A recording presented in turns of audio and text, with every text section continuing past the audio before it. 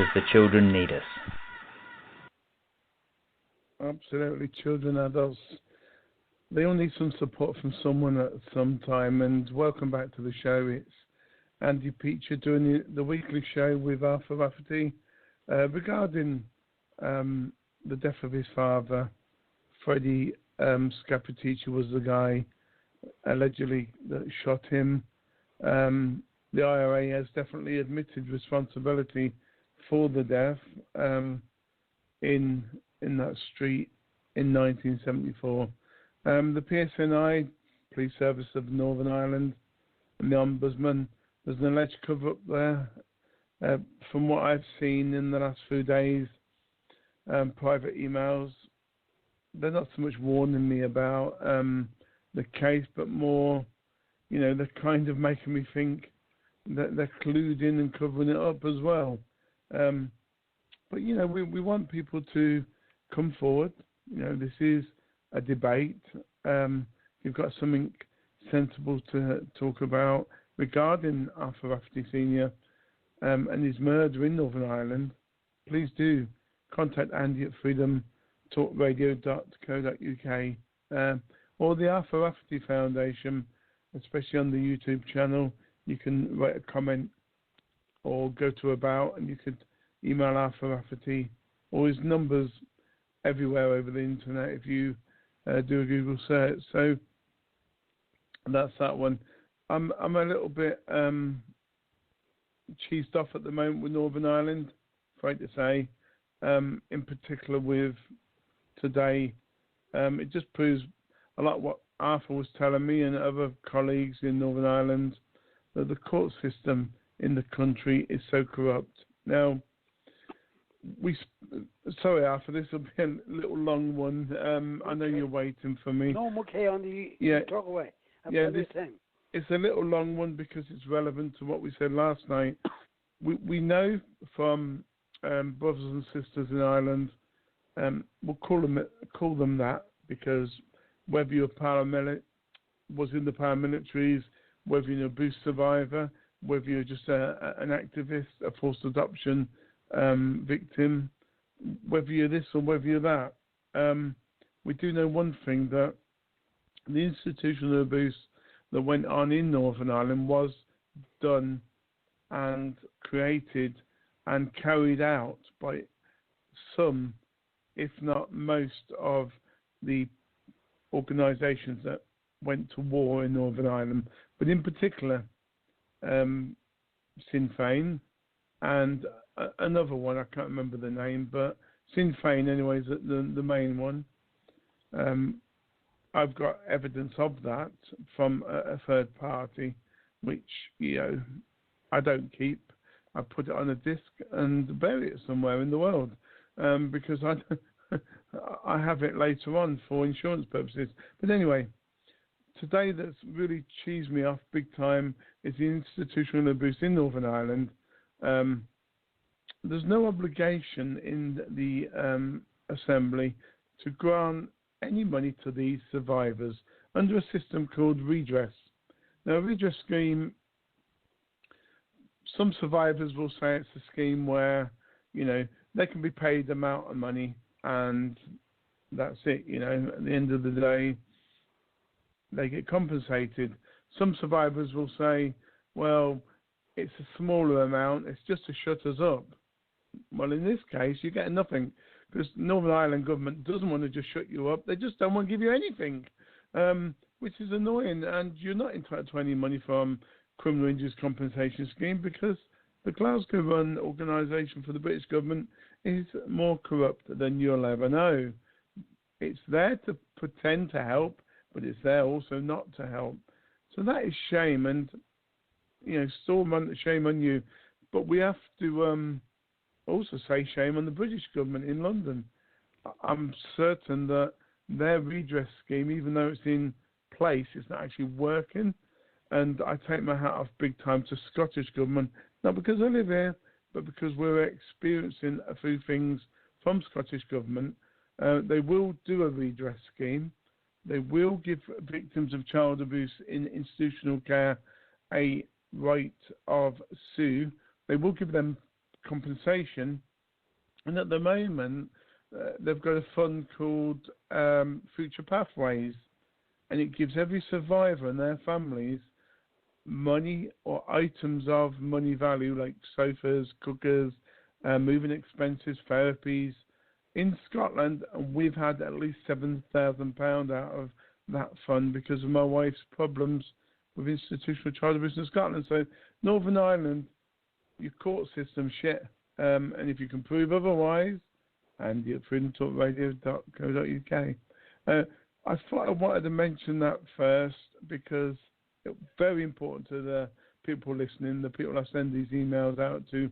One last thing, been talking about survivors and that. Holly Gregg, very briefly, was a child in Scotland, Down syndrome, got multiple raped. And my hero and the person who went to prison for this case, Robert Green, has recently died in the last 48 hours. Robert Green, R.I.P., very important person. Rest in peace, my good man.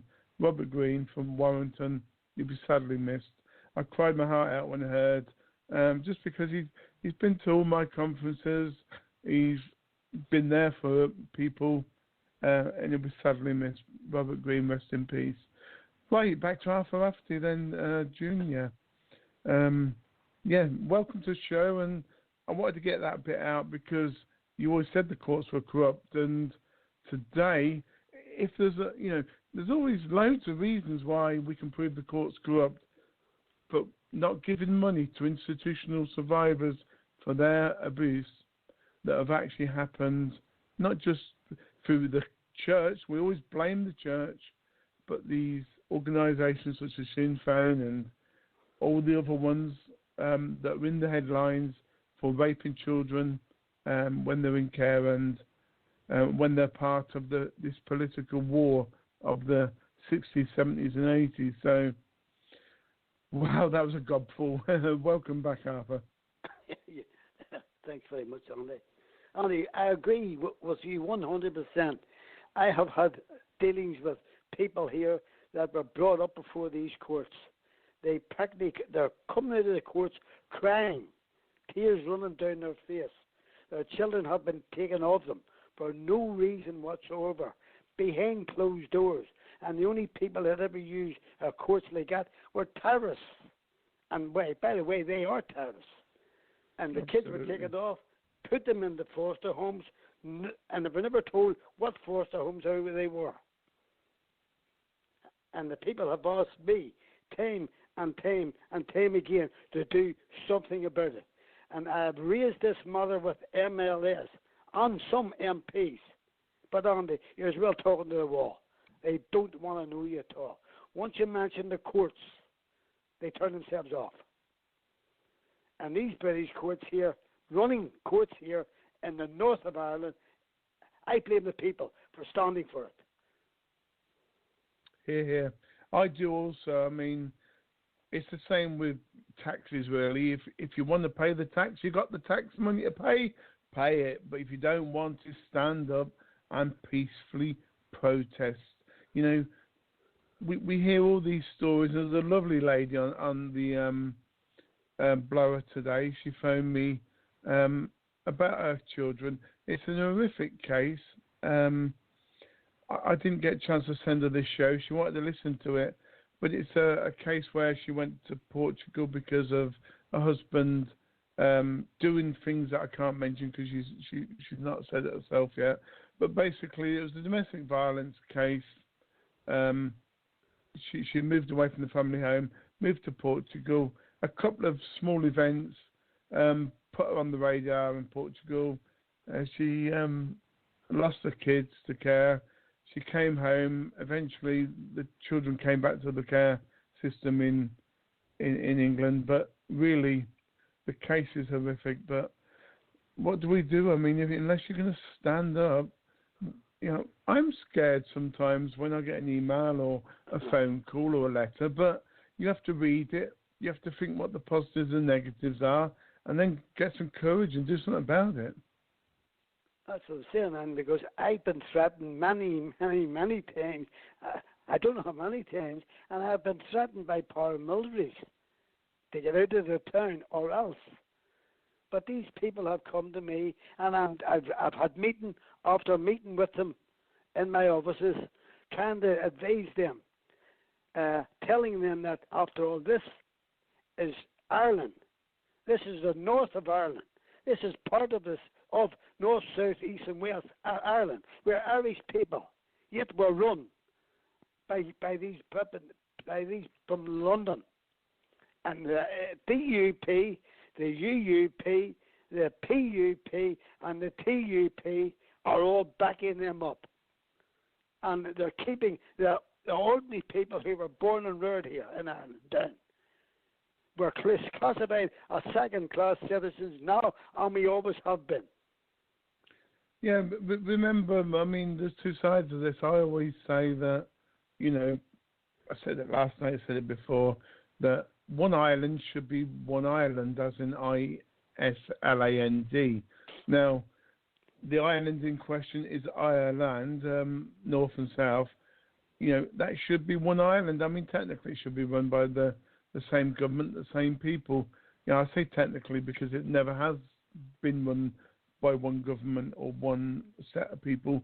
Now, if I was living there now and I was brought up there, I would want to be Irish myself.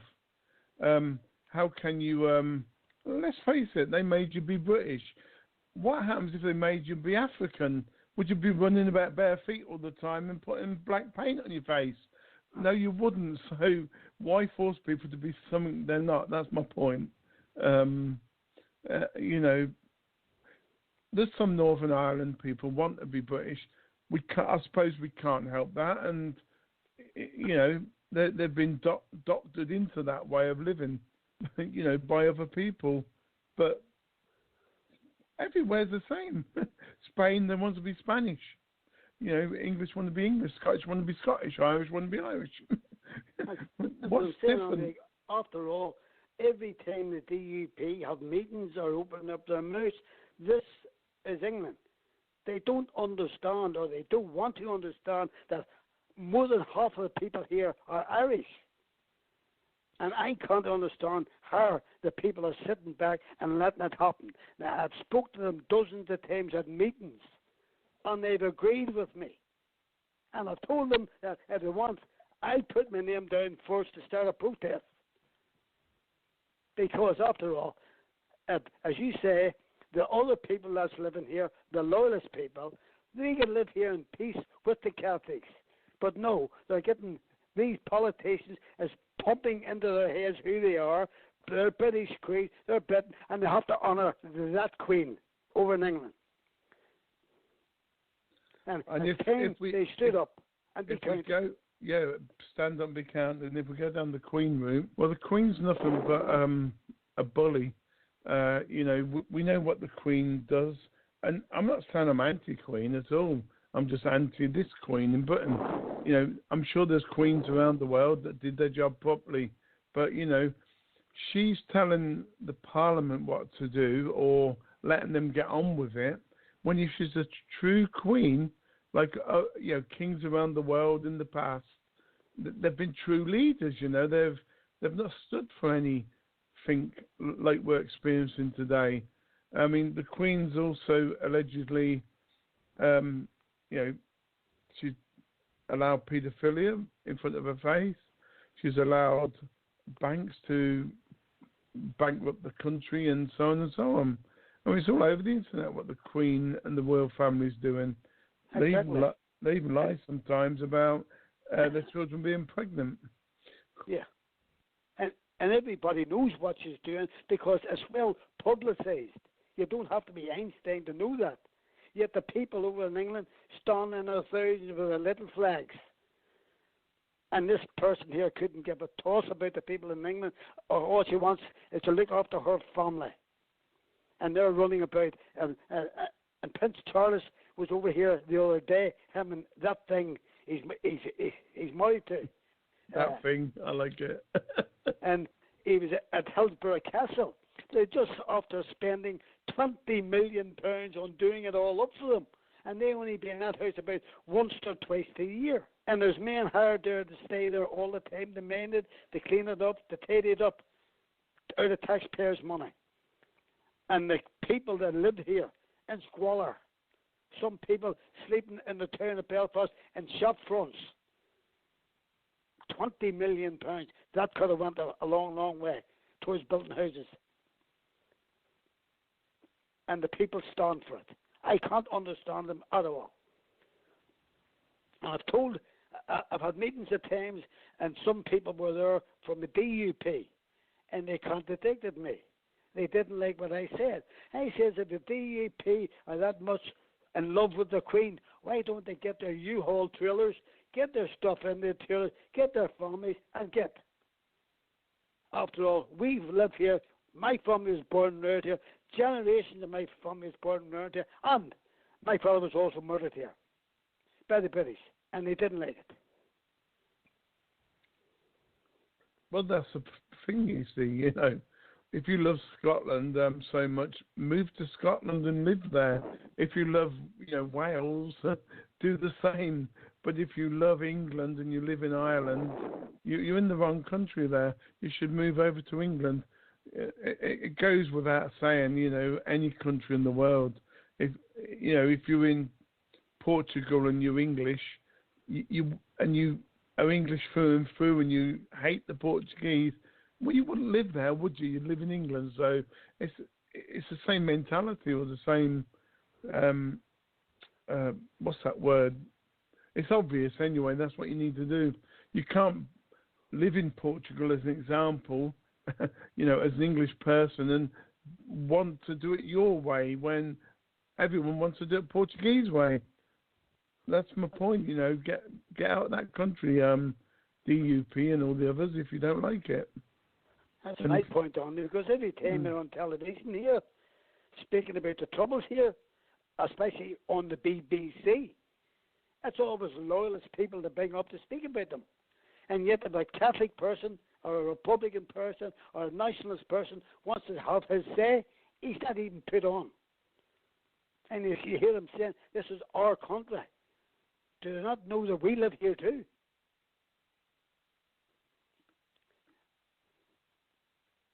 Yeah, I know what you mean.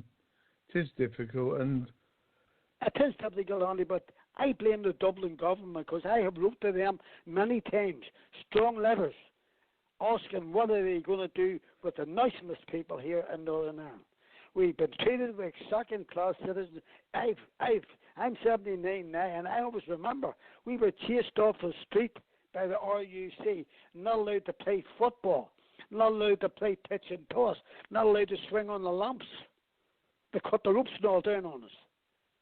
And they're supposed to be a police force. And the Dublin government is standing by watching it. Now, they are a big nation now, and the EEC, EU. What's some of them raising our matter here for us? But there again, the politicians we have here are dummies. They're up and storm around. They're happy because they're getting paid by the British government. The solicitors here and the lawyers here are happy because they're getting paid by the British government.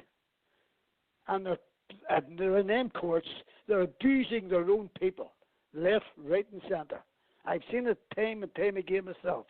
I've nearly got into trouble over it. As a matter of fact, twice I was ordered out of the courts by the police because I just stand up and spoke my mind. Watching so-called Catholic lawyers and Catholic solicitors doing nothing because they get a good clear money from the British government. Well, at least you were allowed in court in the first place. Exactly. We know some people that are not even allowed in court anymore because they speak the truth in lag-inside courts. You know, it is really getting a bit stupid. You know, courts are there, supposed to be in Ireland, in the UK, in Northern Ireland. You know, in our little world of Britain and Ireland, you're supposed to be there to show transparency and accountability, and so that means you're allowed as a public to go in and watch, but you're not allowed in there if it's family court. If somebody politely kicks off by proven that they're wrong, you know, what they're saying, these so-called barristers or judges, they want to get rid of you because, oh, no, we can't have that. That's not what we wanted you to say.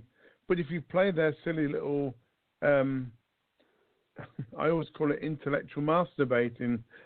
If you play their game that way and agree with them, you're fine. But otherwise, they don't want to know, do they? Another thing, Andy, my granddaughter was foolish enough to have a baby. Lovely child she has, God bless it.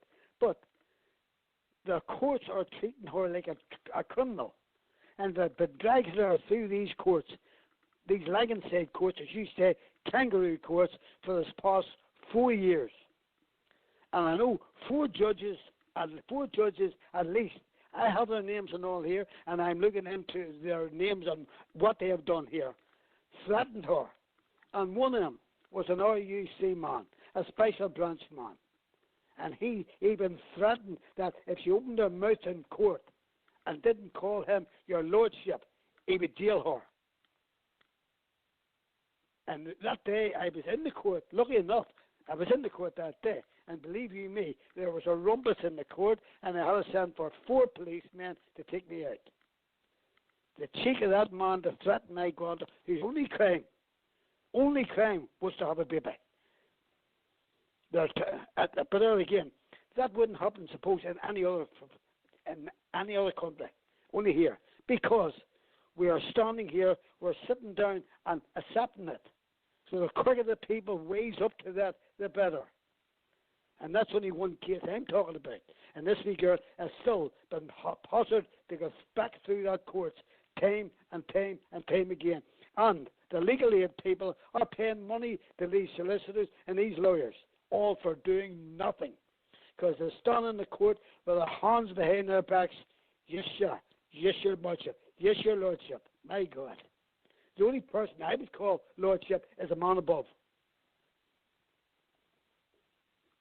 Yeah, we know all these things happen everywhere in our world, but I call it our world because I'm sure it happens in Europe and internationally, but our world being Britain and Ireland, that's why I nicknamed it Our World, because I didn't want to offend anybody. But yeah, that does happen. But for a judge to turn around and say, "Call me your lordship or your honour," you can, I think if anything, formal, it could be sir or madam as a female.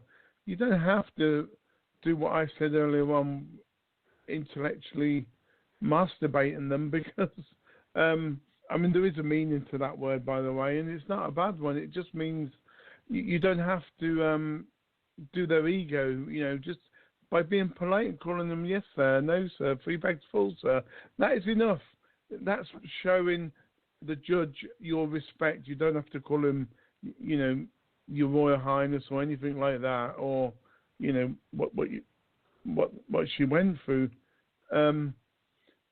Also, I think only on a comment side, I suppose it doesn't matter whether he was Sinn Féin, DUP judge, Protestant judge, even if he was a gay judge. We should never say, look, that black man who was from the Provost started making me say this. But what we should say is, that judge, he was wrong, making that lady say that. You certainly have. You can't threaten people with that. That's ridiculous. Sorry, I was just giving both points of that argument there. Yeah, well, I'm there for proof on it because I was lucky enough, I was in the court that day, and I went mad when he said that. And the person to say that, was a member of the special branch of the RUC. How many Celtics did he kill? And he expects Celtics here in the north of Ireland to give him respect. You have to earn respect, don't they? And these people don't earn it.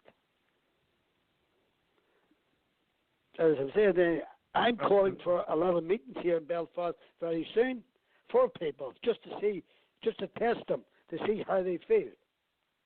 because people are talking to me, they're phoning me day and daily, they're coming into my office day and daily, crying about what happened in courts. And I'm telling them to go to the politicians, go to their MPs. They said they have, and nothing's happened. And also the human rights. I've been at the human rights a dozen times for people that try and fight their case. They want to know nothing about them. Once you mention the courts, that's the end of story. So the people shouldn't be living under that rule. The courts are supposed to be there to look after people, to have fair practice and fair judges and fair solicitors and lawyers, of which we have not. Exactly, and it's sad that we don't have any honest social workers anymore, honest court staff, honest judges, honest politicians. Sorry, there's a few of them, but not many anymore. I mean, if you compile the list of all public servants in UK and Ireland, I don't think you'd find that many that were good. Probably, let's say 100 at the most, out of probably 2 million between the lawyers and barristers. Did you know, I mean, this will amaze the listeners, but I've said it on other programs, did you know that most barristers and most solicitors are not allowed to conduct litigation in court? Now, what litigation is they collect your bundles, they advise you what to do in court, what your best form of defence or prosecution is, and they have to be registered by the Bar Standards Authority, or the Northern Ireland version of Bar Standards. And you'll find that most people, although they go into court in Northern Ireland, in this case, on a daily basis, they can't legally, lawfully practice litigation. Now, the way of finding out whether your lawyer is allowed to do that in court, you put their name into the barristers that are allowed to do litigation, either on the Solicitors Regulation Authority or the Barristers Bar Standards Authority website.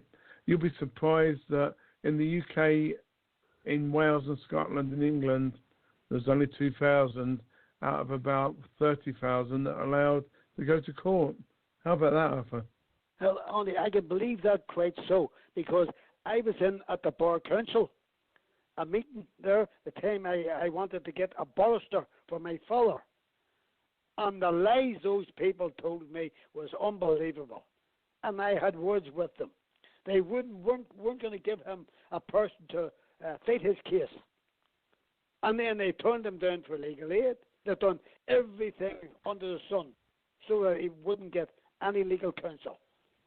As you say yourself, these barristers go into court with their hands behind their backs, stand up before the judge does all the talking, and they do all the shaking their head. Yes, Your Honour. Yes, Your Honour. They're a bloody disgrace.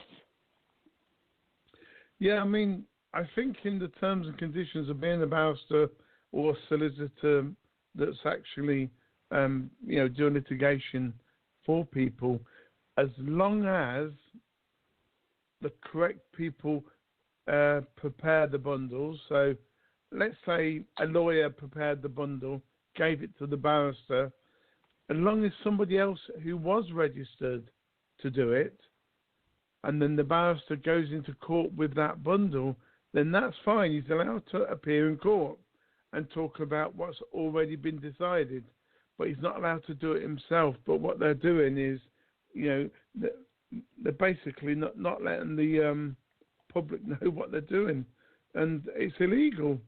But they get around it by using the people that are actually registered to do it. And anybody listening to this, our good friend David in Belfast, you're quite clever at finding out the information. You have a look. I've done many shows on this, and there's hundreds of freedom of information requests out there to prove that there's only 2,000 in our part of the UK, in our little island of England, Scotland and Wales, 2,000 out of many thousand that are allowed to conduct litigation. So this is why the courts are corrupt because, well, from the legal aid point of view and stealing money without doing a job, they haven't got the power to defend their clients properly, because a lawyer or a barrister that is registered gives them the documents. Now, if they find something wrong in court and the judge says one thing, but whoever's there knows he's wrong, they can't say nothing. They haven't the power to challenge because they're just bothered about the bloody money. Well, then Pardon my language. I would call that fraud. Because after fraud. all, these so-called lawyers and solicitors are claiming legal aid to stand up for their client. And if a judge is making a liar of that, and they're doing nothing, but of course they will have to take the oath to serve that so-called head of state in England. He's the head, and they can do nothing here. Because I've watched them time and time again, and I've told them time and time again. I've had words with them. They're in there doing nothing. They're running about with the little wigs on them and the little trolleys on them for nothing. As you say, what the judge says goes.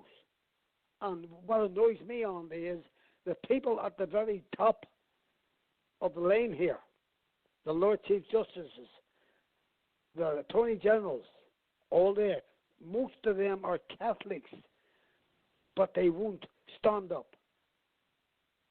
They bow down. Yeah, I mean, I'm not into the religious argument, and the only reason for that is, Arthur, I don't believe in any religion because it's not proven. If we went down the spiritual route or the God route, God may have been real, Jesus may have been real, but after that, that's where the buck stops with me. I believe when you pray and all that, you're just praying to a bit of a source in the atmosphere where the more you do it, there is words and I can't get it. I do a show on Saturday night about quantum physics, believe it or not, and metaphysics, and the guy that teaches me in simple language how to do this sort of stuff. I'll give you a little example. If you prayed or wished with your eyes closed over and over again, let's say for an operation that you've needed for 7 months, but you want to jump the queue a bit.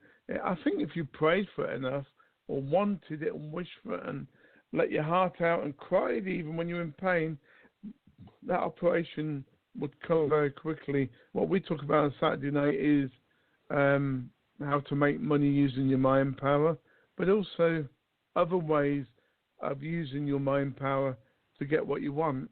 And there's been proven examples, even live on air, that the more you sort of wish, the more you will get. So I think we can get what we want, but together we're stronger. But I know that's a political phrase from our government, but together you are stronger as people, and on your own you're divided. So that's why they pick on you. It's mind-boggling, literally. That's what I'm saying, Andy, because I've had meeting after meeting with people, sometimes 50, 60, sometimes 70. And there are people there listening attentively to me, and then they agree with me. But after they leave me and go out through the door, it's dead. It doesn't go out anywhere. As I'm saying there just a minute ago, I didn't mean Catholic. I meant Catholics as in Catholics like myself. I wouldn't hurt a fly. I would go out my other way to help people. I see Protestants, Catholics, dark people, you name it, all the time. And if I can help them, I will help them. But when I see these people at the top of the ladder in the law system here, the courts here, doing nothing, yet when you see them on a Sunday, they're up praying, in chapel praying, shaking hands with the priests, shaking hands with bishops, they make me bloody sick on that.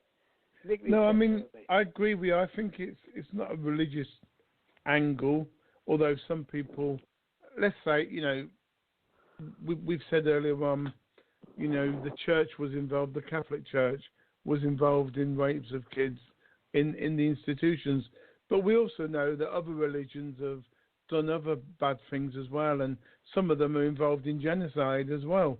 So we know we're not labelling so much the religion, we're labelling the people in power, which in every power, I think, in every country we live in, throughout the world, where there's people, the governments, for some reason, in most of them, especially in the Western world, and some of the East, you know, probably India and Pakistan, and a couple of other big countries in South America, you know, they are corrupt through and through and through.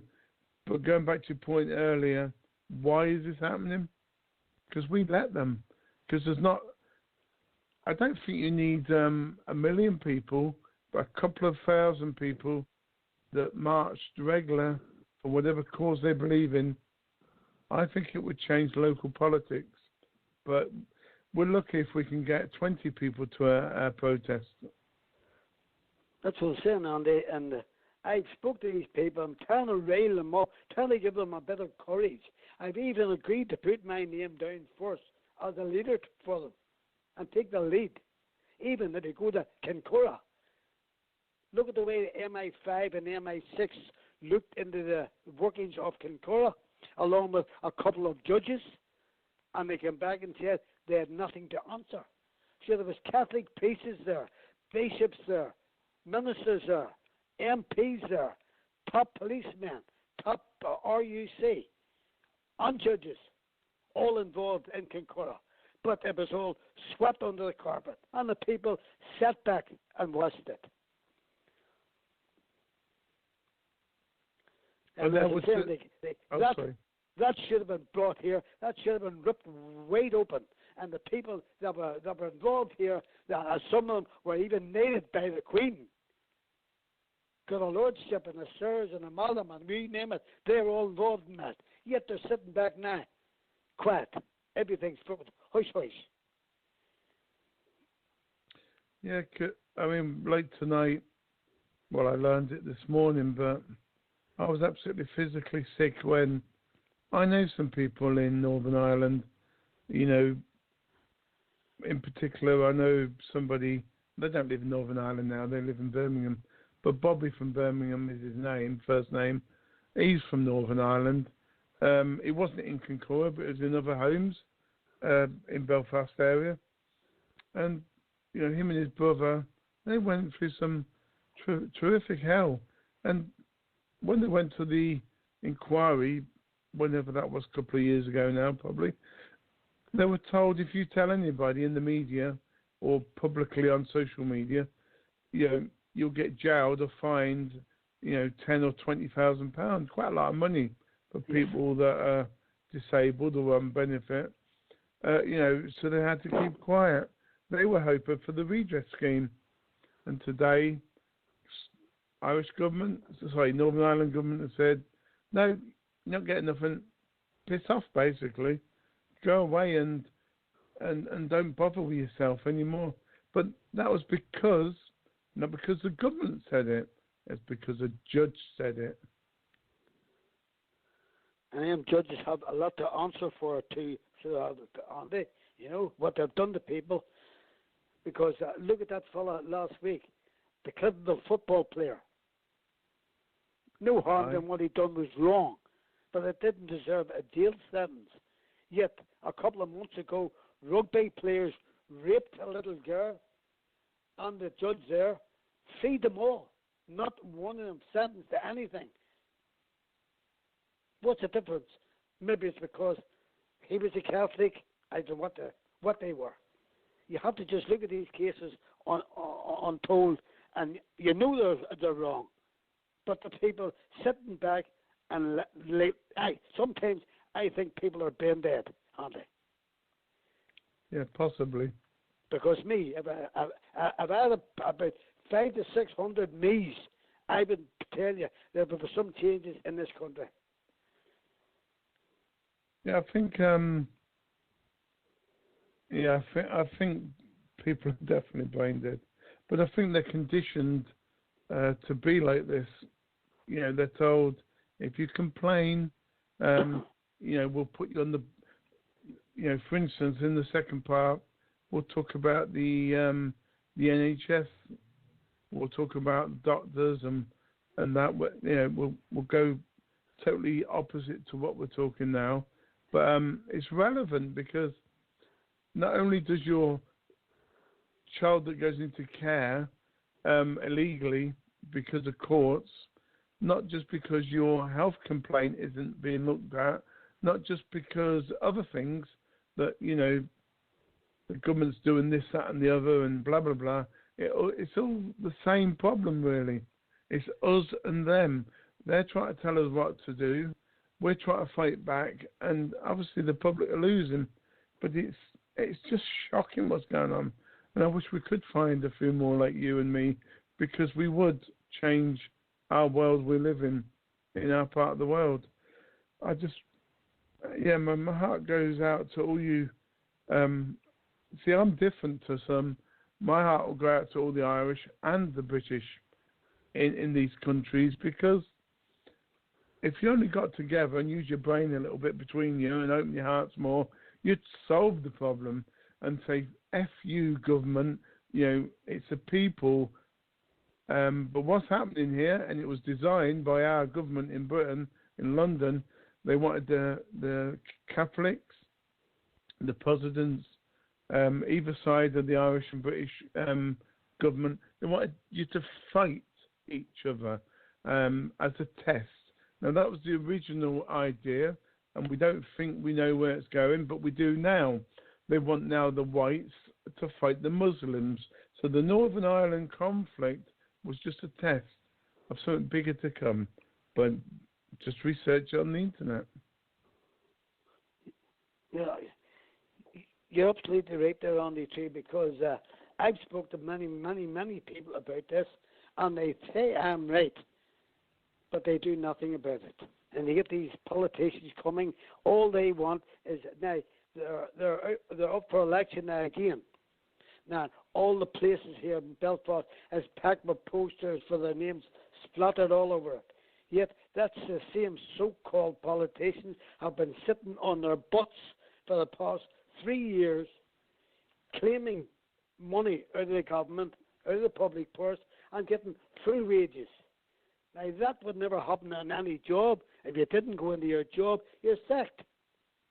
Exactly. Yet these people are doing nothing, and there's people coming into me saying they were down at their MP's office or the MLA's office or whatever they are, and they were locked up, they were closed up. Wait, well, sorry, Arthur, we're running out of time for this portion, but we'll be back in part 2.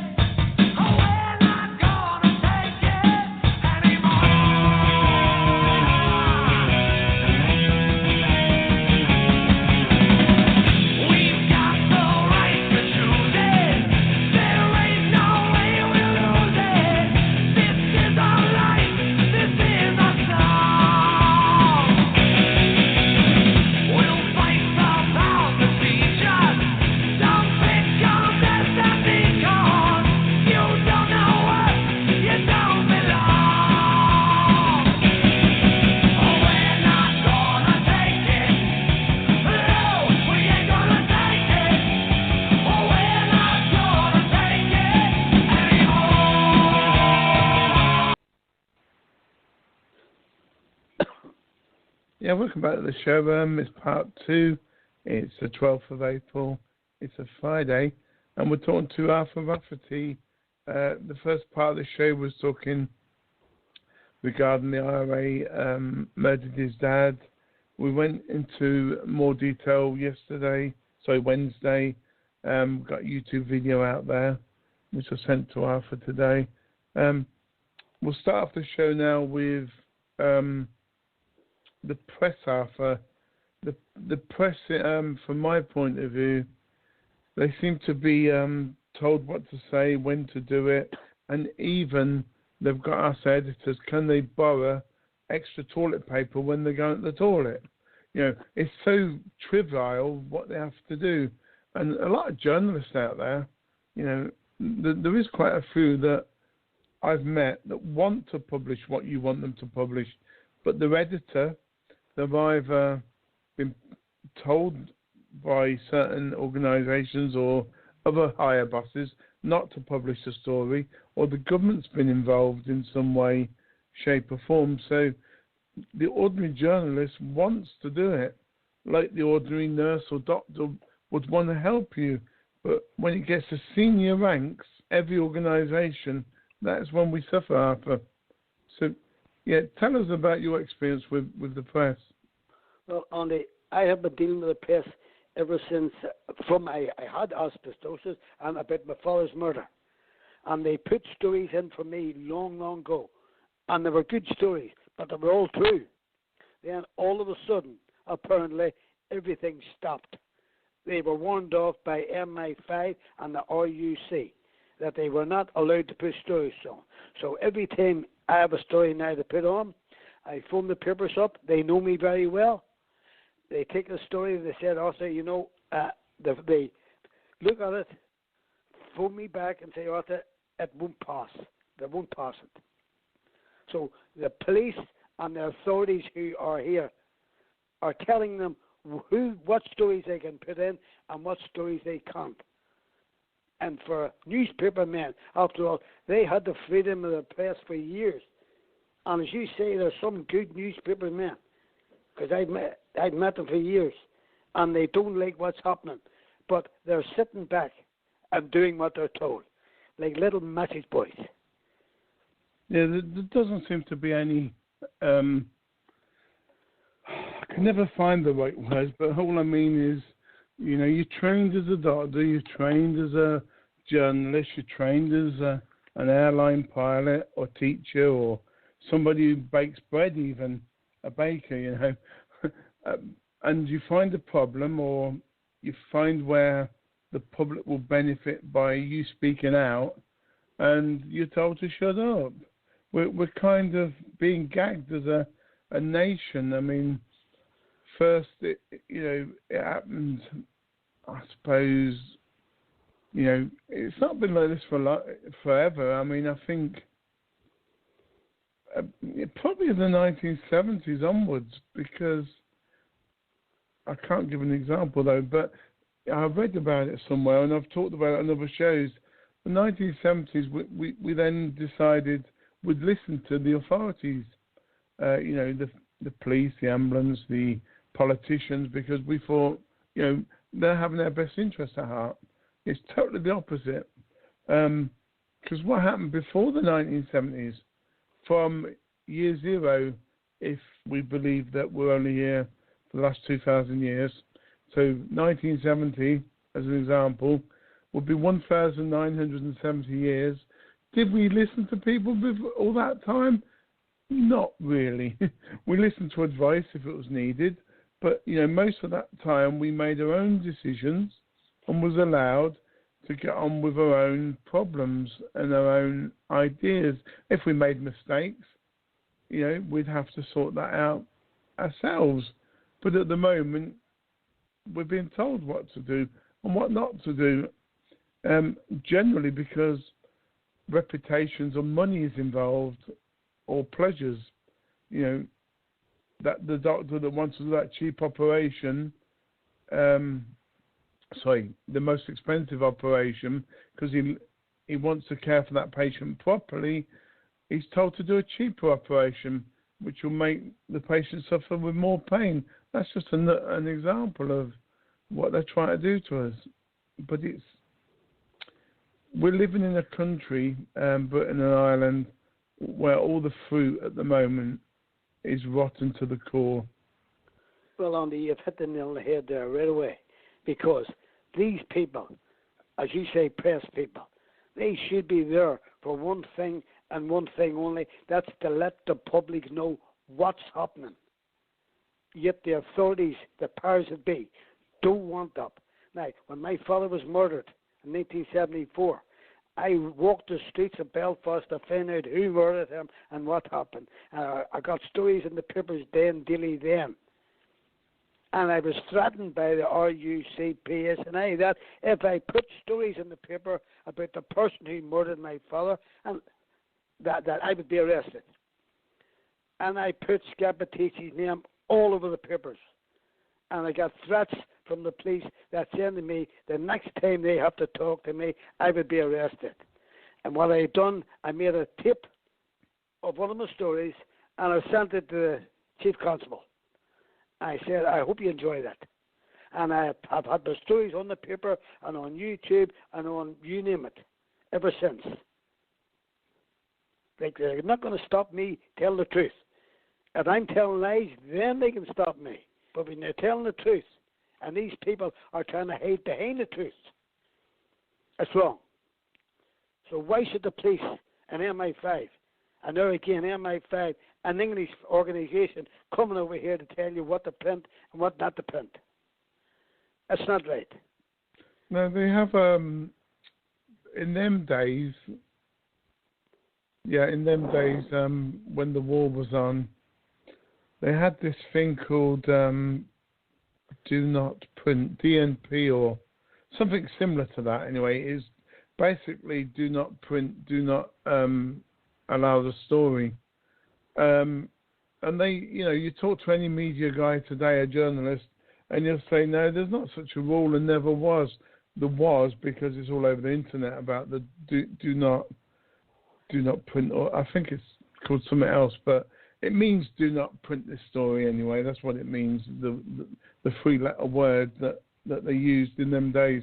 But I've taught some very good journalists, and they say the reason we don't like to print certain subjects is because we can't get a two-sided version of the story, only a one-sided, whether it's because the other people are so corrupt they don't want to say nothing, or whether, your story is a little bit misleading, or they simply don't want to comment on it, and for them reasons, they don't want to print it because it's not they like to give two-sided views. Your view as let's say a patient in a hospital, you try to claim medical negligence, and they want to give the doctor's view as well.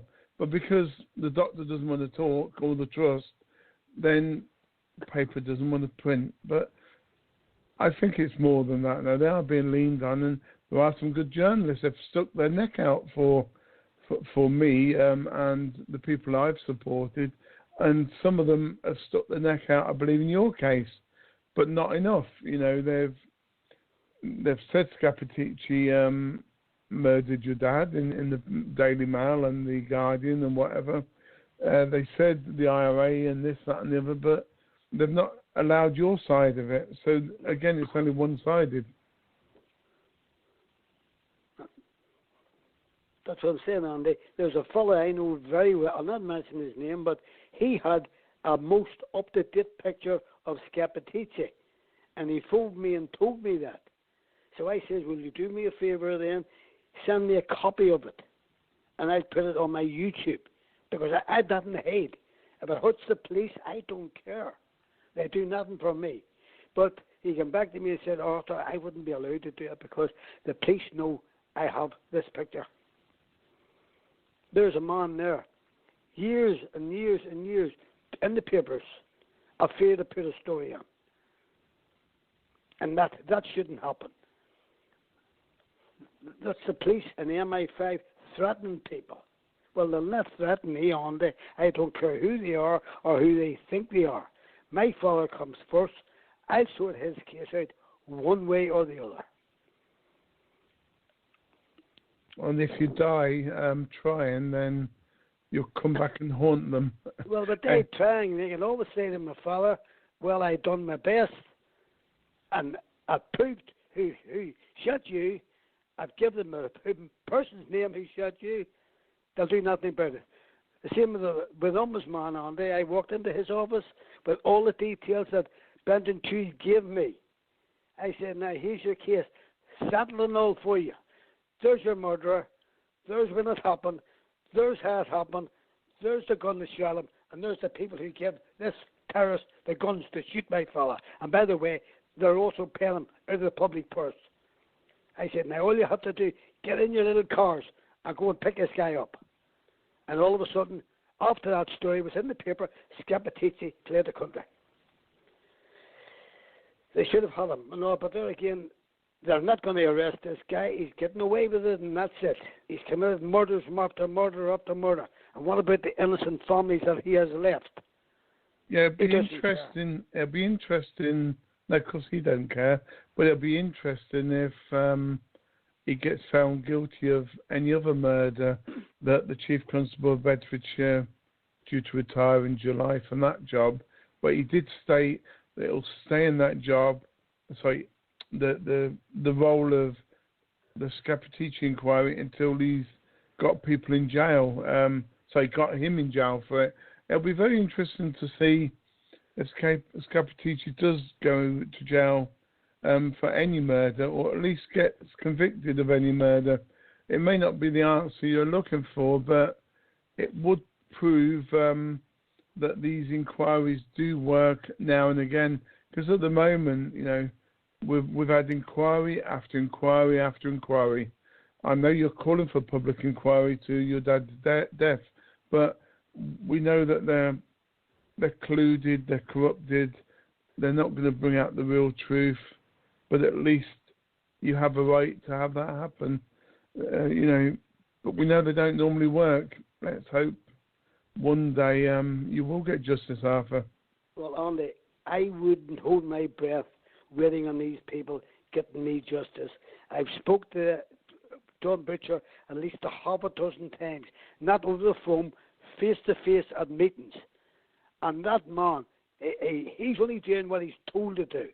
After all, he's a British subject in the British government. He's a British policeman. He's not going to do anything to help me. And if he came to me and says, we're bringing Scappaticci to court, so they already had him in a meeting there not too long ago. And he was on the phone to me. He said, Arthur, this is coming to you now because that's not even in the papers.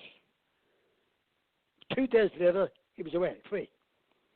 This fellow, they're going to do nothing on it. They're only here to try and pacify the people. They must think we're stupid, we're brain dead, to listen to them.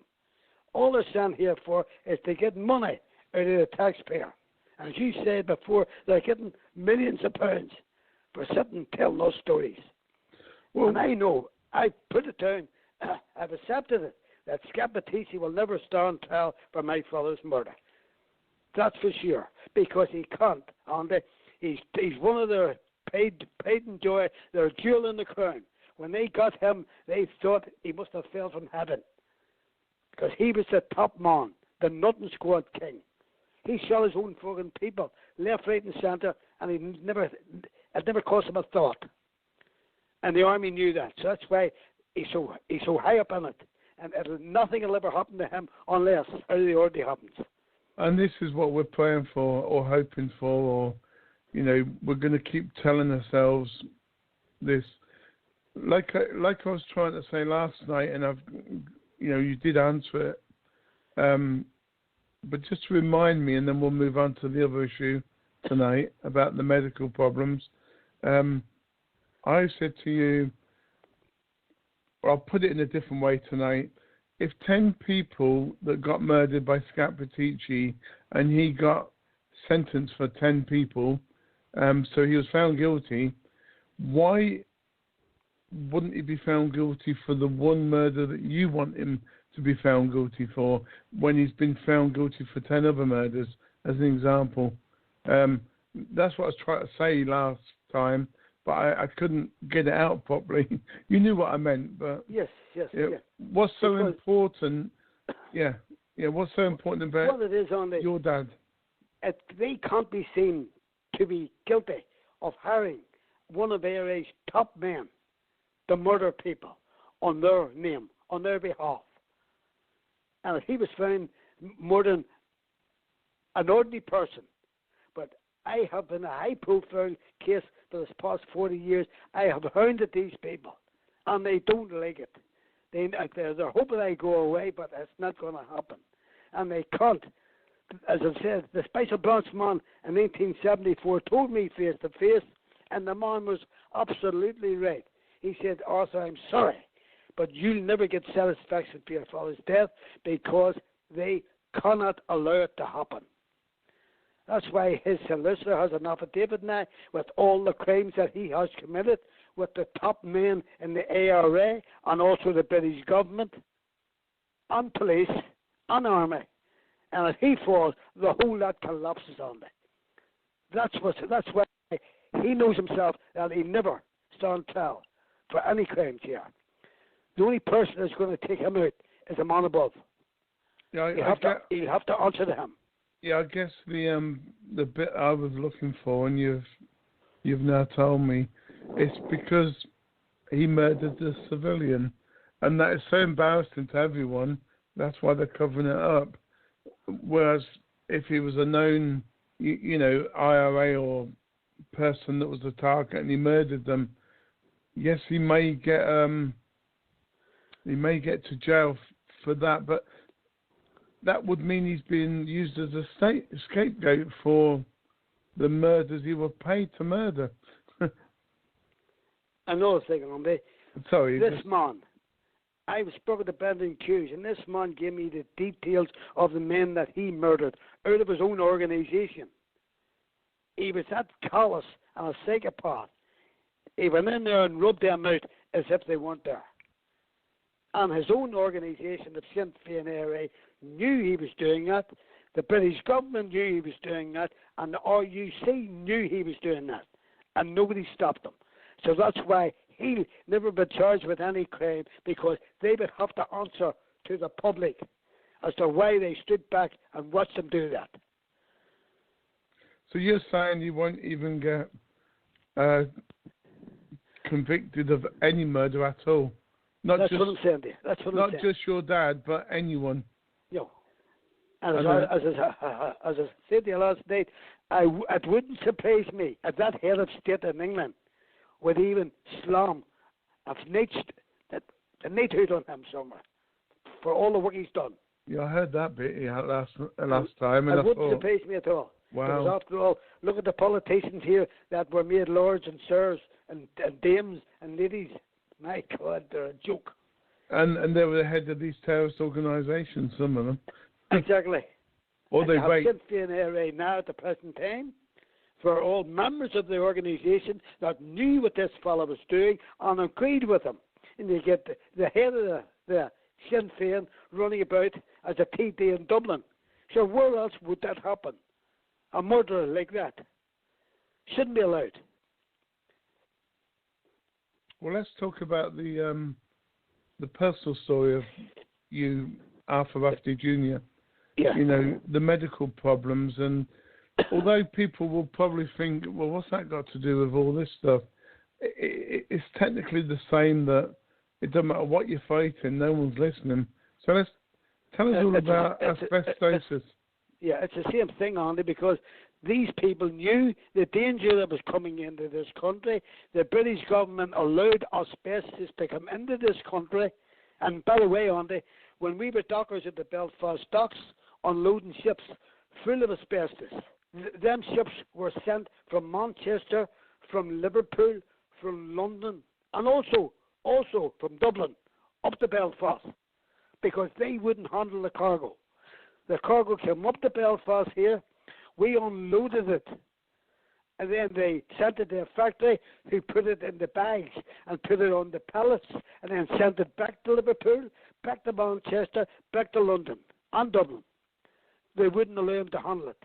But the mugs here in Belfast, because our union, the Irish Transport and General Workers Union, was run by top Sinn Féin area men who didn't care about the ordinary worker, the ordinary docker. They were getting the backhanders envelopes from the government. And the British government knew the dangers of that stuff. And I worked on it for 30 years, Andy. And my father worked on it, and my brother worked on it. And we were unloading asbestos because that was needed for to build the ships in Harland and Wolff for all the lagging of the pipes. That was a gold dust, they called that, but it was deadly. But no one ever told us about the dangers of asbestos. And there was people at the Belfast docks called the Factory Inspectorate. They were supposed to run around the docks and let people know if there was dangerous cargoes coming in. No one ever came to, well, they may have came to our union, our delegates, but we were never told. We were the flipping lost to know. And the shipyard who used that asbestos for all them ships, the pipes and the legging, they were only about a half an hour up the road.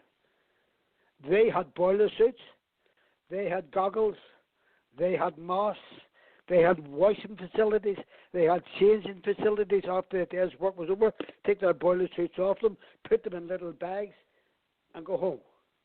Us dockers had to go home like white snowmen, bringing that dirt and that dust and that asbestos dust home to your families. No washing facilities, no showers. That was the difference again between Catholics and Protestants. And the British government, of course, because the British government had a share in the shipyard. And I was at that for 30 years on there, and when I left the docks, I was an amateur and a professional boxer. I never drank nor never smoked, so I was always a very fit fellow. And 1972, I took sick in the house. I began to have pains in the chest, bringing up phlegm, sometimes bringing spit in the blood. And I knew there was something wrong because all of a sudden I went from a fit person to a sick man. I went to the Mother Hospital to see a doctor called Dr. Joe Kidney. I was told that he was the top man in Northern Ireland, a specialist. Now, straight away he diagnosed me after about 4 weeks with asbestosis. He said, Arthur, I have a bad news for you. Did you ever work with a commodity called asbestos? And he says, of course we did at the Belfast docks. We worked at thousands of ships of it coming in and out all over the place. And what type of gear did they give you to protection? I said they give us nothing, not even as much as a paper mask. And he was surprised. But he was the man that diagnosed me first. And I was attending the Mother Hospital for 7 years, back and forward. Although there was nothing they could do for me, only help me along the way. Just check my breathing and my chest. And after all that time, it took me, well, the first thing he told me to do was go and see a solicitor for compensation, which I did. I took his advice.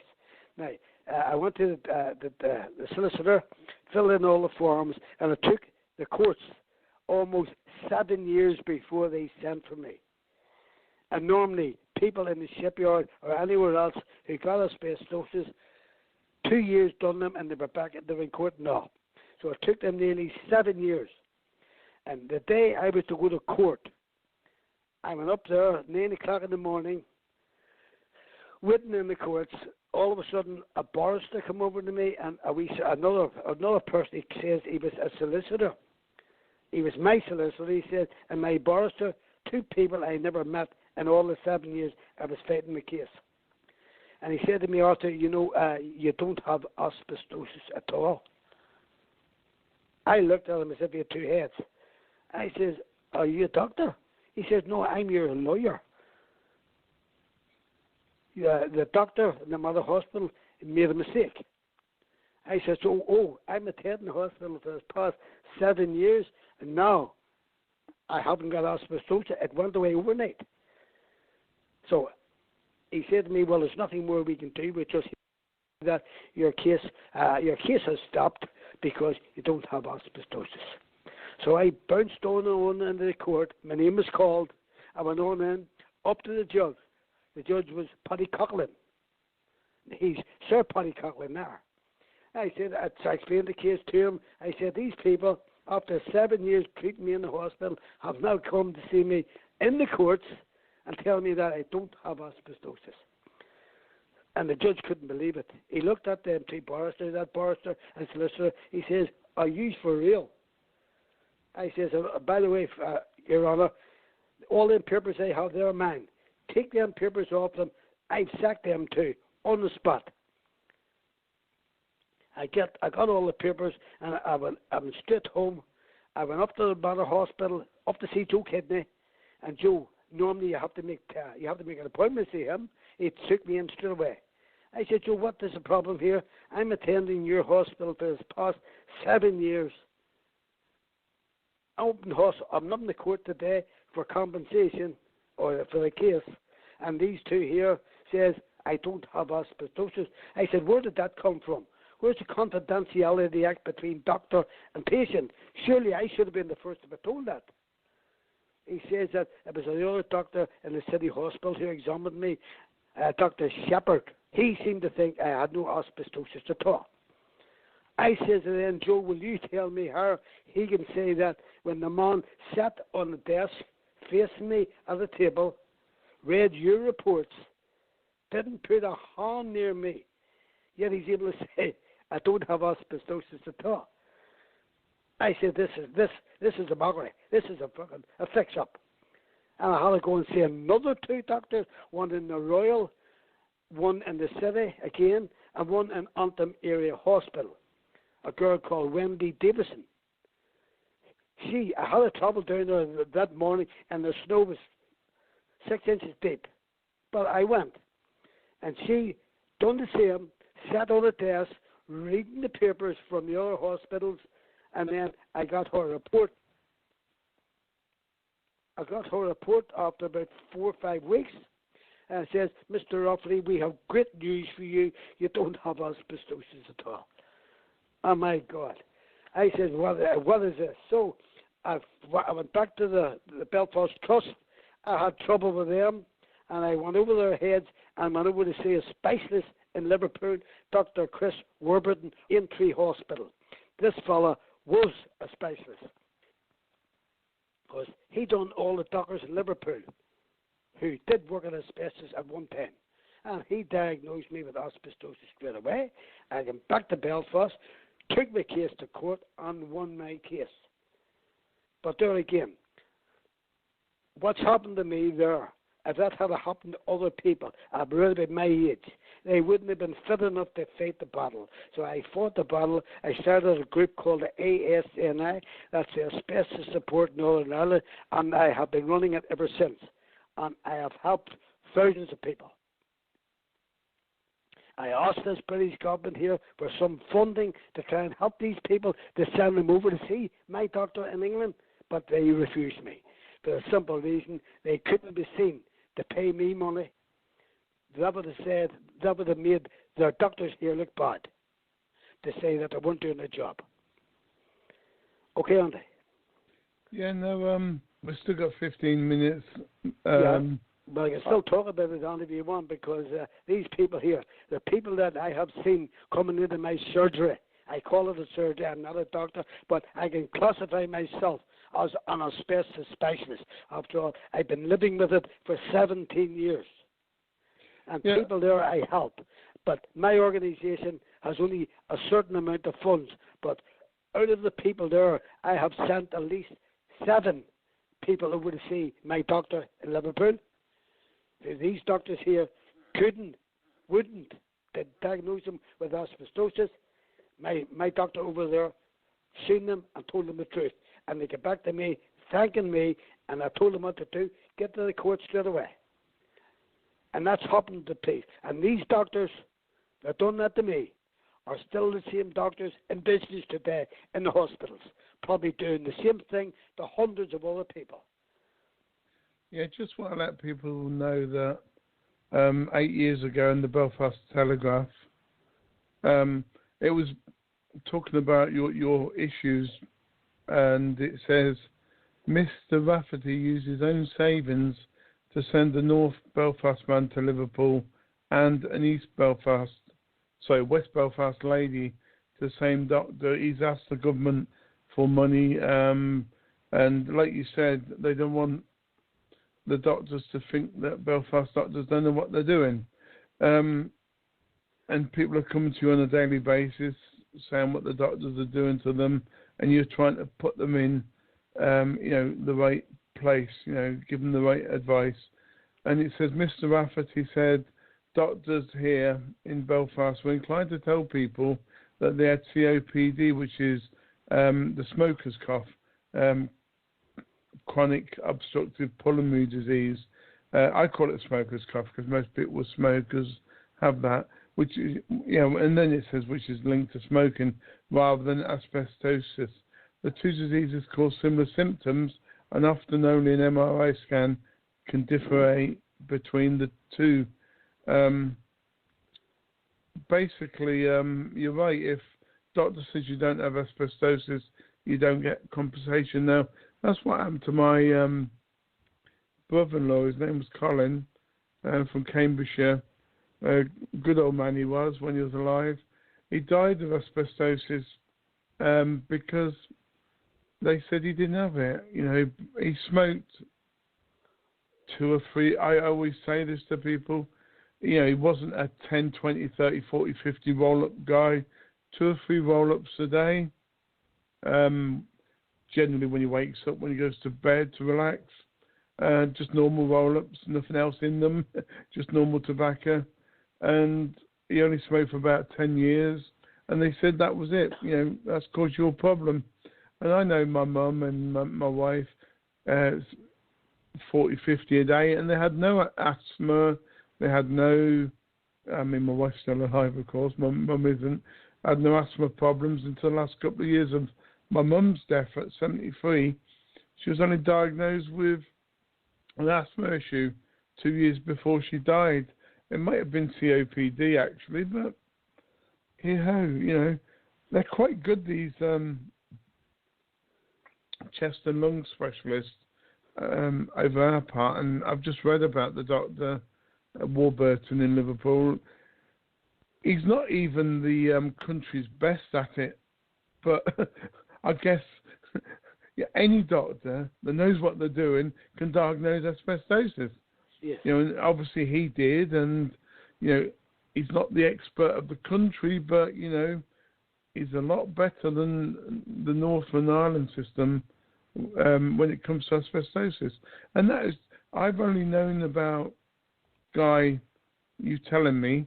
I've done a bit of research while we've been talking. You've been talking, but there was one question that entered my head. If you've got a asbestosis diagnosis and it's official and your health board or GP now agrees, most people I've seen or heard of with the condition dies within so many years. So a kind of silly question, why are you not dead? That's what they're asking themselves, the police and the army and the judges. They're saying, what's keeping me? Well, Andy, I was a fit fella, as I'm saying. I was a professional boxer. I kept myself very fit. I never smoked or I never drank. And I know what these people are going to suffer because these doctors here, they are telling lies. And I was at a meeting once with doctors were there, and I pulled them. I questioned them about it. And they started to fumble the word. I said, there's people coming to me then daily that are even bypassing their own doctors to come and see me. Told them that the reason is, as you said there on the COPD, chronic obstruction pulmonary disease, that's a smoker's cough. That's a way out for the doctor to say, well, you don't have asbestosis. You're suffering from that.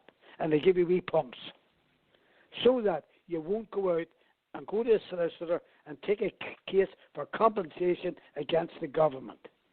And I found out, and I told them face to face, these people, that the large insurance companies were working hand in hand with the doctors, and they didn't like it. Maybe that's my nature, because if I find out something, and I don't pull any punches, I let them know.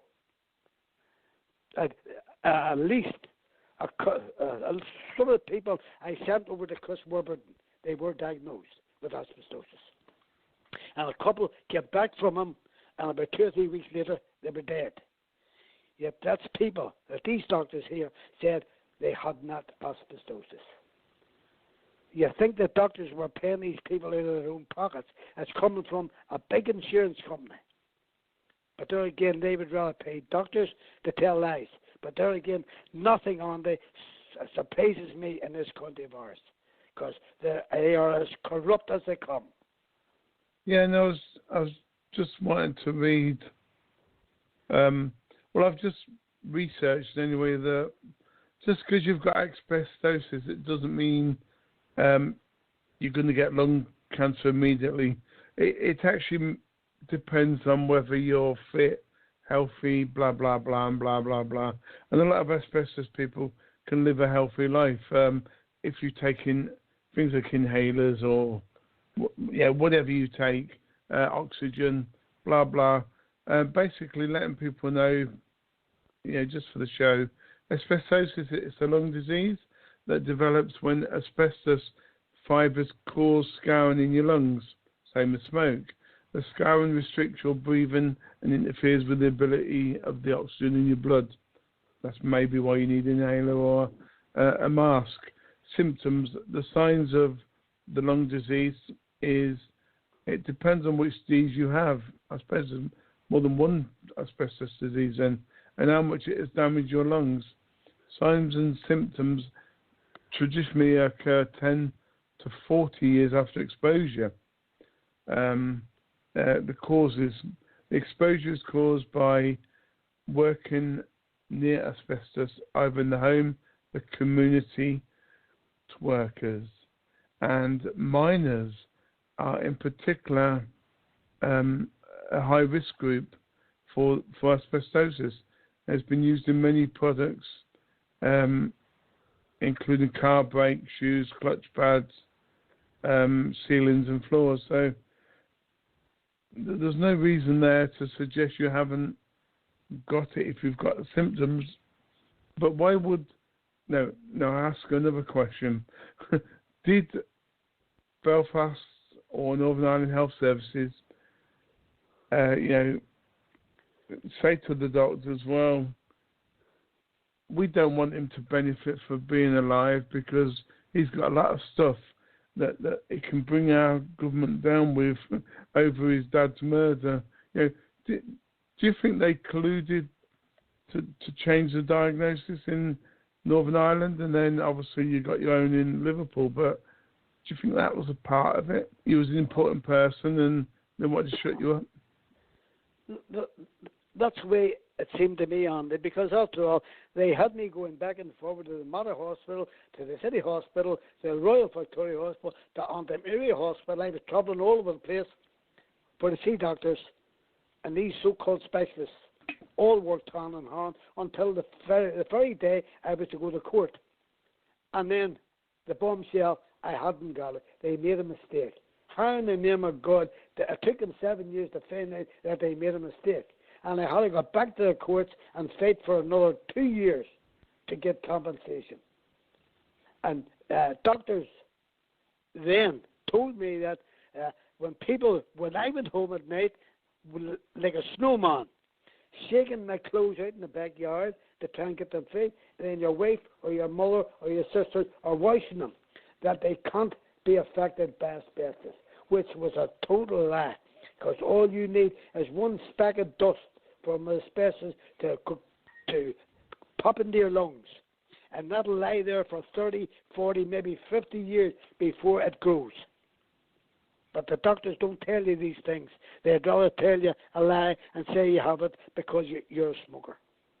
So of course I got it from, we were that stupid, but we were told to go down and work at these boats by a corrupt union, a corrupt government, and corrupt doctors. And they didn't give a toss about us doctors. We were only numbers. And many people that were diagnosed at the same time as me, Andy, are dead and buried long ago, 10, 15, 20 years ago. And I'm still here. So I must be left here for a reason, a purpose. Well, medically, you was very fit, so whatever problems you've had, and, you don't have to tell people on air what you've had, but I'm just guessing that maybe you've had oxygen when it was bad, you've had inhalers, you've took tablets to open the airways to help you. I always thought it meant, because of my brother-in-law, I always thought it meant, terminal illness and then death. it is a terminal illness, but death straight away, within a few months. But I read tonight that you could live a normal life with it, even though it's classed as a terminal illness. Well, it's quite not shocking. that you have a normal life with it on the. You've got asbestosis. It will gradually get worse when that's in your lungs lying, and the next stage you get a sickness called mesothelioma. And when you get that, the doctors can say to you, you have 2 weeks to live. And not only that, with the asbestosis, now I have taken a stroke. So that's added more pressure to me, but we'll just have to start up and fight it. Well, the stroke is because of not so much you're worried about your dad's killer needing justice, but the hoops you have to go around with the government, the press, the agencies, to try and get justice. That is enormous pressure on, walking about, driving about, phone calls, the day in and all that is a pressure. It will eventually, after years and years of trying, will affect your health. Well, I know it will take me age, but I'm just hoping that the man above watches me until I sort this case out for my fella. The good thing is it may be affecting your physical health, but your faculties upstairs are still in place, and that's the main thing. You never got dementia, you never got mentally ill, so that's a good thing. Although you may have got mentally ill and now it's managed, but I was just saying, you don't seem like someone who is mentally ill. We all take downturns. I take them. I've never had a depression in my life until the last 12 months. I took a couple of pills for a little while to help me, but I was going through a bad phase in my life with family and life. But you sort of get up one day and say, that's it, goodbye, I'm okay now. I diagnose myself better. And you have to think positive all the time. Even when there's a gun at your head or a knife at your throat, you think, that's it, I'm going to be better than that. I'm going to prove who murdered my daddy, and I'm going to prove that I've got asbestos, and I'm going to help others until I die. We're running out of time. Last couple of seconds comment. Well, that's what I'm saying, Andy. What keeps me going is that I know these people are out to get me. I love it. I love a good fight. And as my father said to me, I remember him saying to me, welcome to Freedom Talk Radio with your host, Andy Peacher.